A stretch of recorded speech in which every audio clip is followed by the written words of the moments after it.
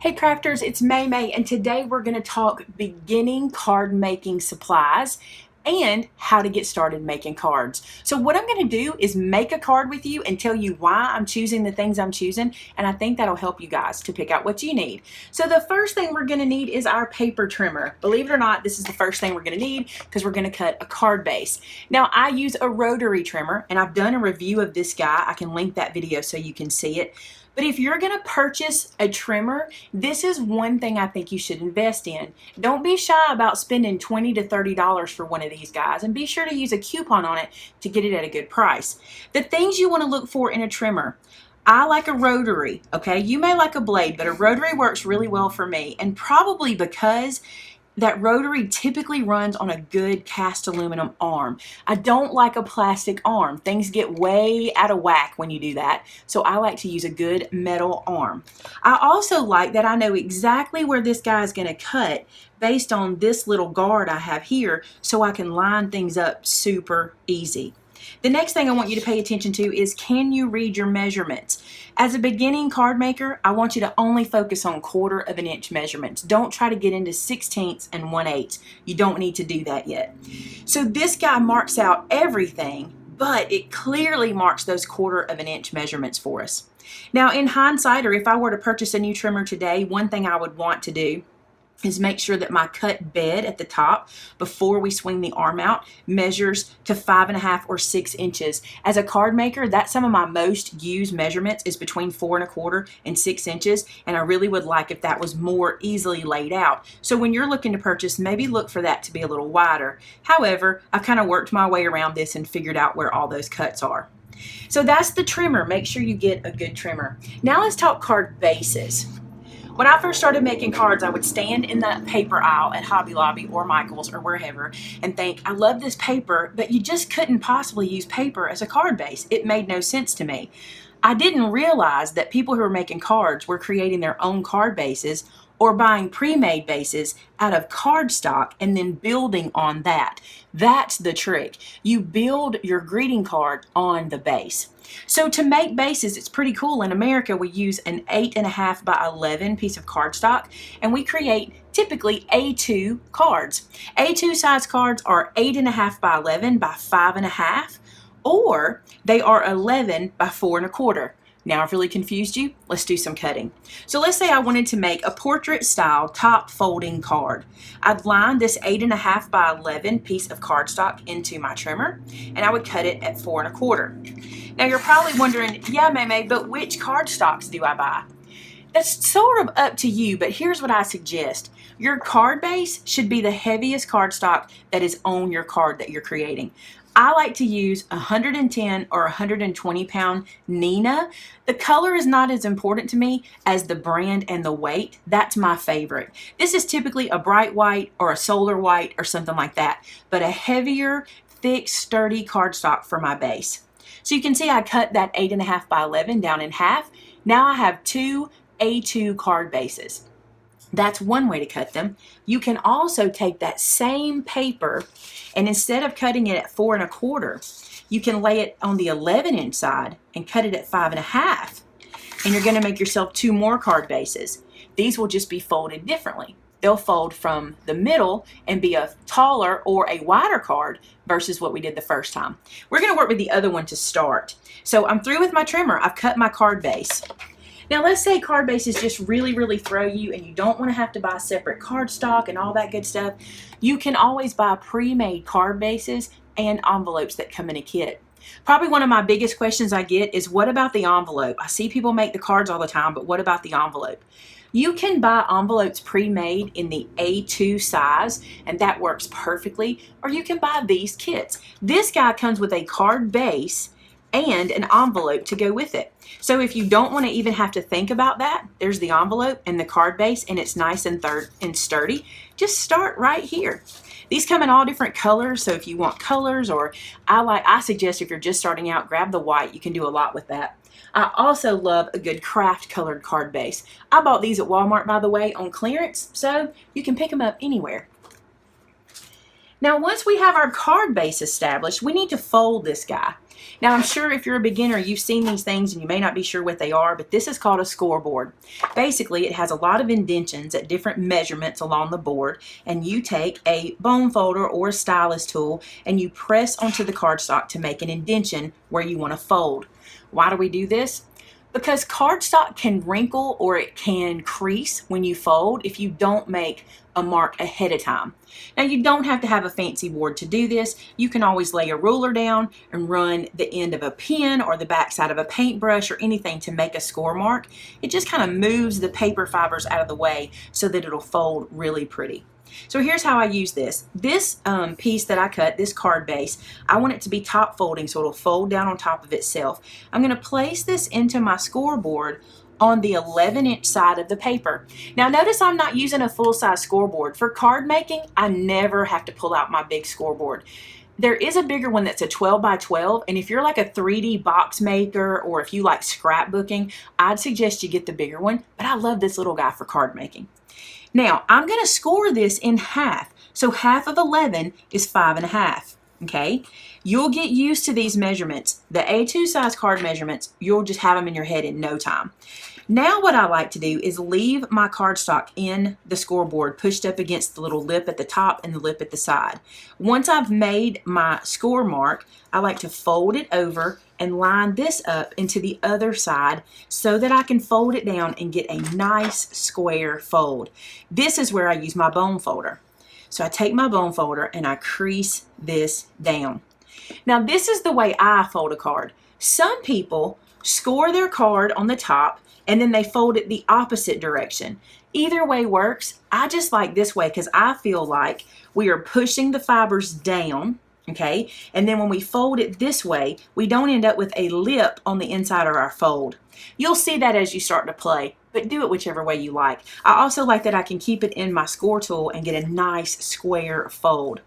I've had a lot of people ask me how to make cards look very professional. I think your fold on your card base is one of the first ways to do it. A nice, clean, square fold looks really professional. So now we have a card base built, and you didn't have any idea you had to have all those supplies to make a card base, right? You really don't. You can use what you got, but I want to show you what is out there to use. Now, I like to mat my cards, and I like to do that with color, and I typically would use designer papers or colored cardstock to do this, and you can pick that based on the papers you decide you want to be on your card. Now, for me today, I'm going to go super simple, okay? I'm just going to use this purple colored paper as my first mat. I want to talk to you about mats.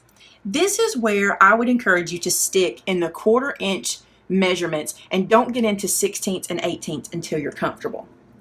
This piece of paper is cut 1/4 of an inch smaller than this rectangle.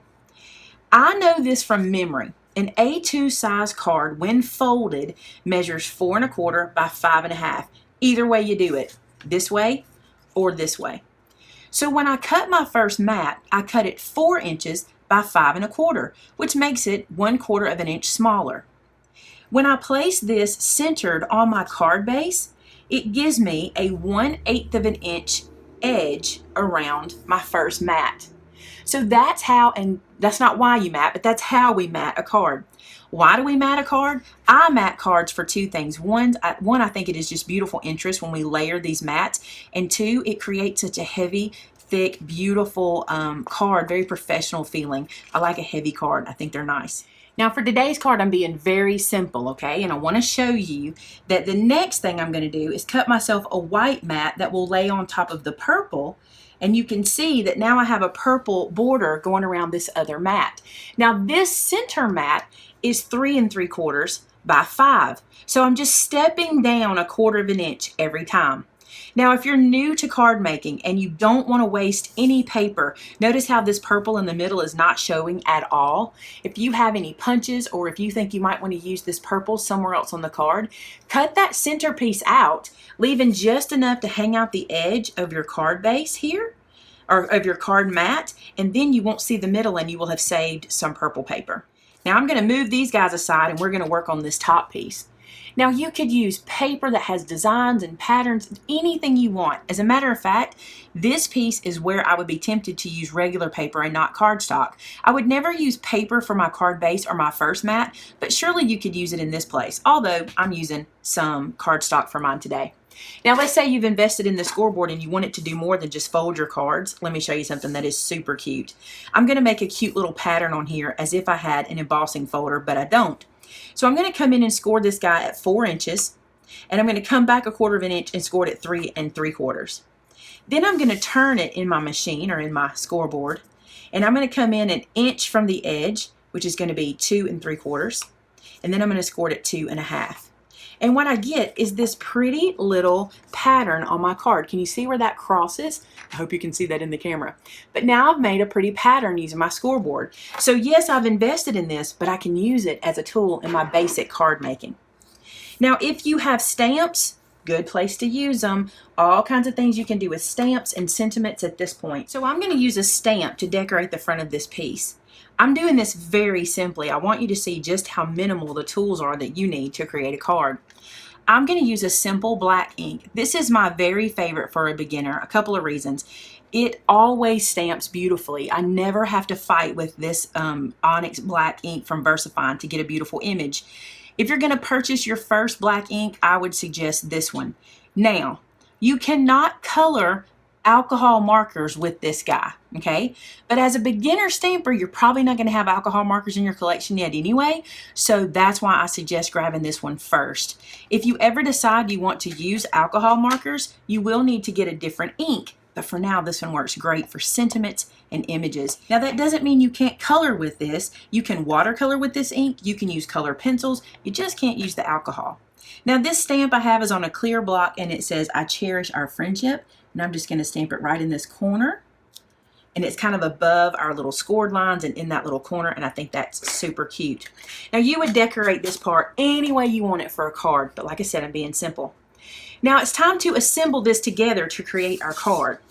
I want some dimension, and I want it to seal down quick and easy.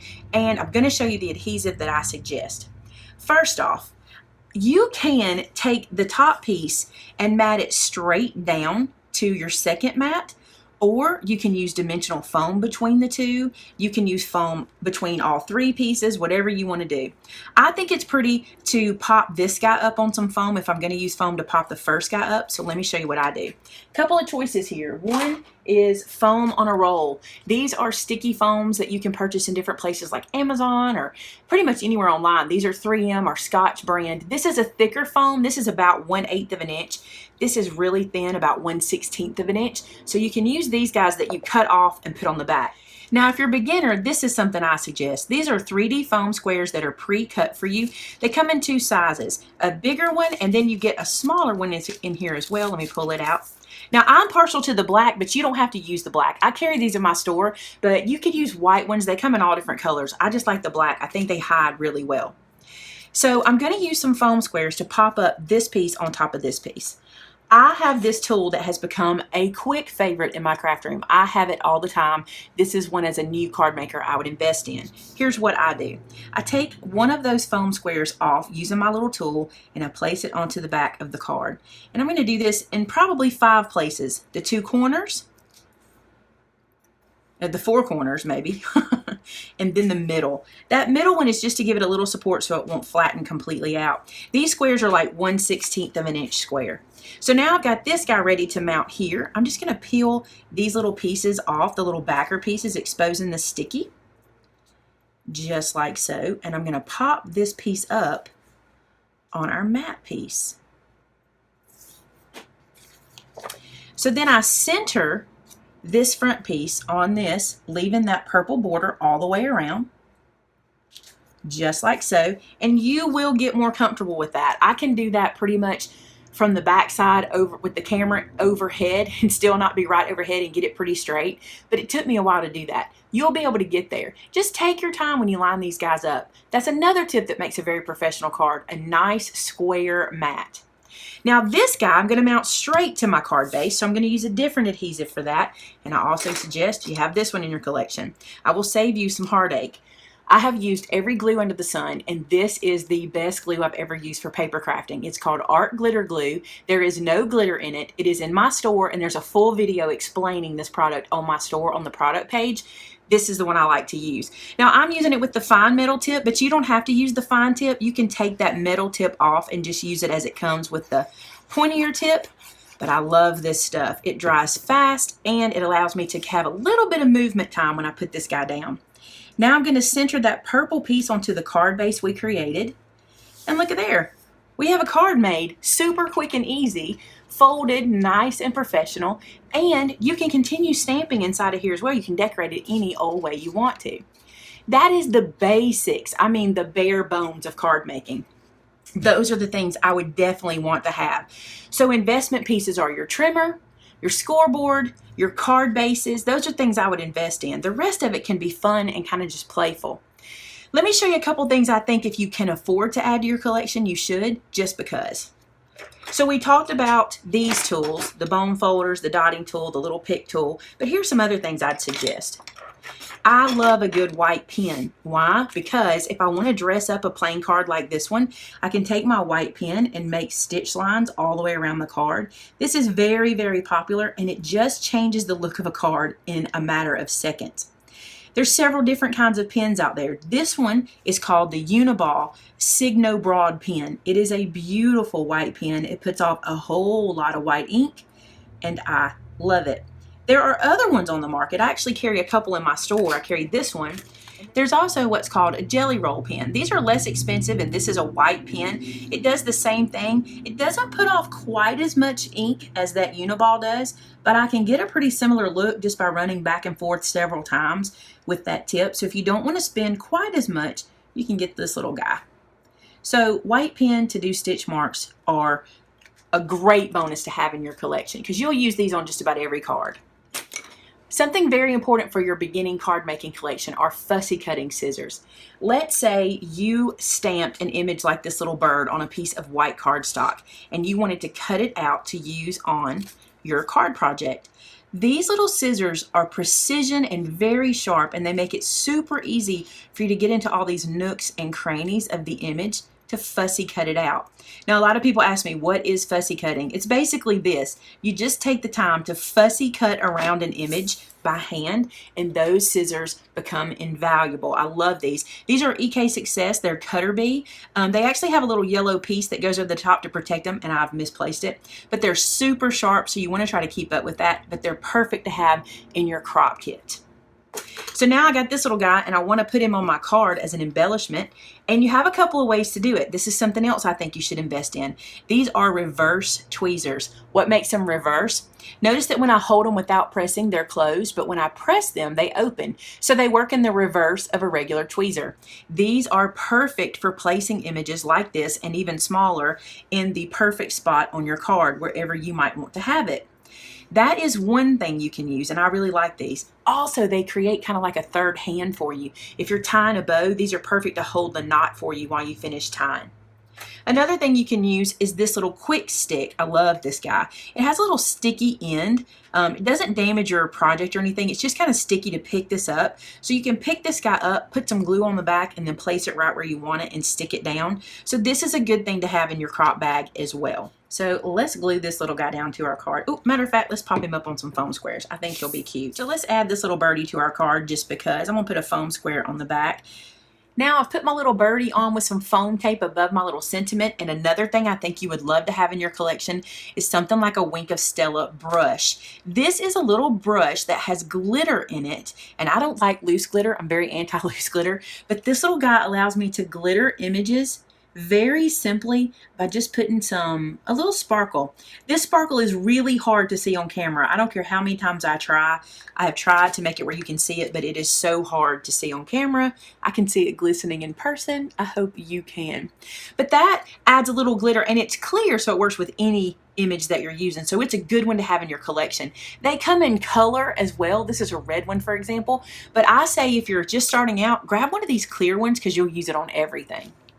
Now, before I forget, it's real important that you have a good ruler that you can read. You never know when you might need a ruler to make a mark here or there. This is a Tim Holtz ruler. It's see-through. It has a center point for you to be able to use. I love this ruler. It's super easy to read, so make sure you have a good ruler in your collection also. Now, I did this with stamps. As a beginner, you may not have stamps. You may not know how to use stamps or any of that good stuff. So I want to show you another option.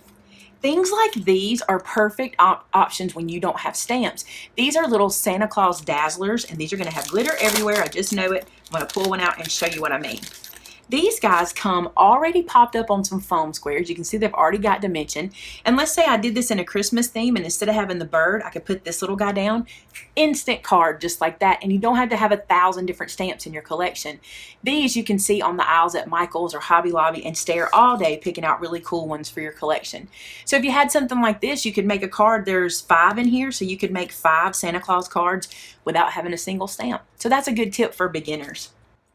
Another great thing for beginner card makers are paper packs. What happens with a paper pack is typically the papers are put in here so that they match each other, and you can kind of go crazy and mix these patterns and things up.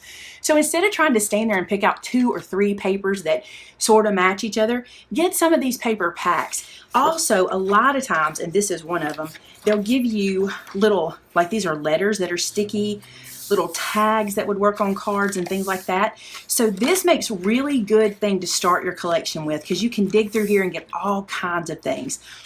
Consider kits like this. This is a smaller kit. This one's actually made by Illustrated Faith. It's beautiful. It's called Whatever is Lovely. And this guy comes with those stickers like I was showing you, letters, borders, all kinds of stuff. And then all these papers that match, so you can really use this for card making. Now, it's 12 by 12 paper, and it might seem like overkill, but I save every scrap. I don't throw them away. There's a certain point I throw them away, but pretty much I keep all my scraps together, so when I want to make a card again, I can use some little element for something else. So I hope that took some of the mystery out of card making. I'm sure you still have questions, and I want to help you with that. So please use the comment section below to ask any more questions about card making. When you do that, it helps me to know how to teach you better in the videos. So if there's something I missed or something you have a question about, please don't be shy to ask that question, because a question you have is probably one somebody else has that they're afraid to ask. So please ask your questions. Let me know if you enjoyed this video, and if you learned anything new today. I hope you did. Some of the products I showed you today I carry in my store, not all of them, but some of them. I'll link that below, that link to my store, and I'll also link as many videos and things that I have already on my channel that can help you to get started. Now, if you're a beginner card maker and you need some inspiration, boy, do we have it for you over on our Facebook group, which is called Maymay Made It, and so did I. Head over there, join that group, and look what those incredible card makers are doing. From new card makers to seasoned professionals, check out what they're making. It'll give you lots of inspiration. Thanks so much for joining me today, guys. I look forward to seeing you again on Wednesday. Talk to you soon. Bye-bye.